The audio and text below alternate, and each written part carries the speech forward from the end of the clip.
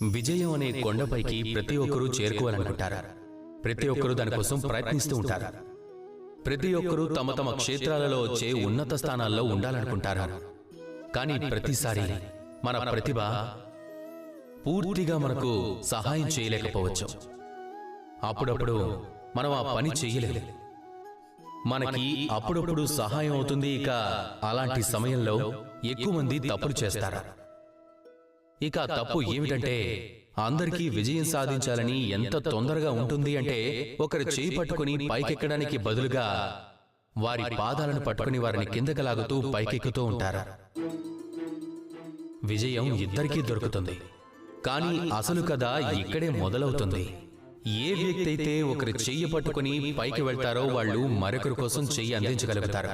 వాళ్ళకి మార్గాన్ని చూపిస్తారు, వాళ్ళకి ప్రేరణ కూడా ఇస్తారు. వాళ్ళ సంబంధాలు పెరుగుతాయి, అలాగే వాళ్ళ మిత్రత్వము పెరుగుతుంది. ఈ శ్రేష్టమైన సంబంధాలతో తాను ఒక శ్రేష్టమైన జీవితాన్ని గడుపుతాడు. ఇక రెండో వైపు ఎవరైతే వారి పాదాలను పట్టుకుని పైకొస్తూ ఉంటారో ఆ వ్యక్తి కేవలం ఒక దాసుడిగా ఉండిపోతాడు. కేవలం ఇచ్చిన ఆదేశాలను తను పాటిస్తూ ఉంటాడు. తనకంటూ స్వయంగా ఎలాంటి వ్యక్తిత్వమూ ఉండదు. అందుకే మీరు ఎప్పుడు విజయం కోసం అడుగులు వేసినా అప్పుడు మార్గాన్ని సరిగ్గా ఎంచుకోండి.